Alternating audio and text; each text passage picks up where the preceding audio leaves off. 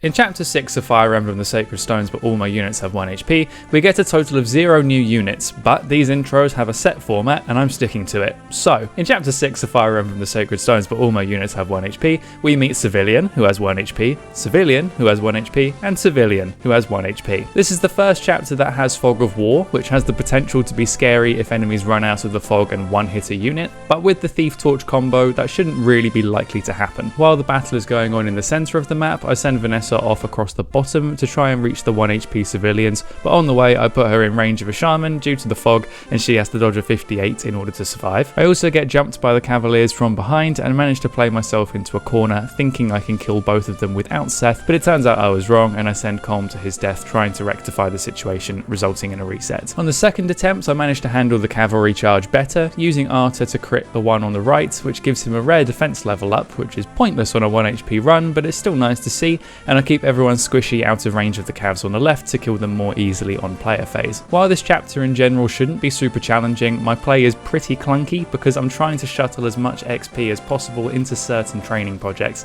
the most interesting of which is Naomi. Back in Naomi's join chapter, I thought she might have some potential, but then her first 2 levels were absolute garbage and I immediately benched her as a result. However, since then I have seen just how useful she can be in a run like this once she's trained up in the mid to late game because of just how high her avoid can get. In the earlier chapters, it's possible to have units like Seth and Gilliam take 0 damage against quite a few of the enemies, but as the game goes on, this strategy will stop being viable and dodging will become the only real way of handling most enemies. Naomi has a very high ceiling as a dodge tank because of her high growth in speed and luck, and she can add to this with supports that increase her avoid even further, so I really want to capitalise on this and start her training arc as soon as possible. Unfortunately, despite everything going well in the centre, I'm too slow getting Vanessa over to the aid of the villagers, which means I won't get the Orion's Bolt, and this would be okay, but I do decide to reset to try and get this side objective. On the third attempt, I use Seth more aggressively to kill this annoying axe fighter so that I can get Vanessa across the map faster without entering enemy range, but I then tried to bait the shaman with Arta, not realising a soldier was also in his range, so he gets killed and I reset for a third time. The fourth attempt goes more smoothly, dealing with the enemies in Vanessa's way so that she can get across the map quickly,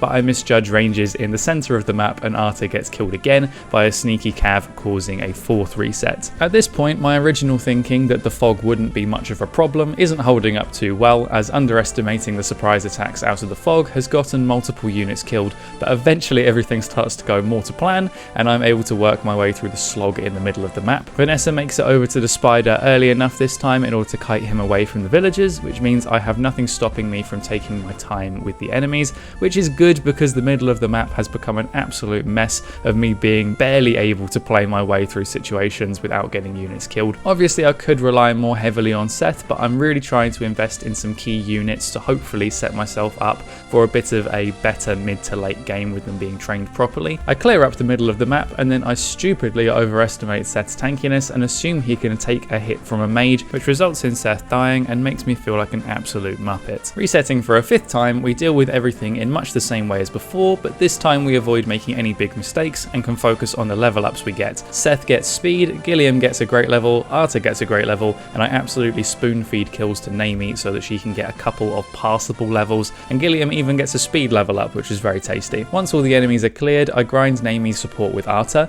In the early chapters I popped supports like Tic Tacs without even realising I was doing it, but it shouldn't cause me too much issue. The C support Naomi has with Colm won't stop her getting an A support with either Gilliam or Arta, who are her best supporting partners. Naomi has the fire affinity, which gives her 2.5% avoid per support rank, and if she supports with either Gilliam or Arta, then this will be doubled by their affinity for a total of 15% extra avoid on an A support, which is huge. Once I've done that support, it is time to deal with the boss Novola, and this man is nasty. He has 1-2 range and none of my units can survive a hit against his 17 attack, and his hit rates are higher than I would like. However, this ends up being an easy puzzle to solve since Seth is only 1 point of damage away from one-shotting Novola with the Silver Lance, and his support with Erica grants him +1 damage per support rank, so all I have to do is proc the B support and then he's able to kill Novola in 1 hit and also reach level 5 in the process. In the end, the fog caused me way more difficulty than I expected, but eventually I was able to clear the map whilst also getting decent XP for my training projects and getting the Orion's Bolt for saving the villagers. That brings us to the end of chapter 6, and I will see you guys in the next one.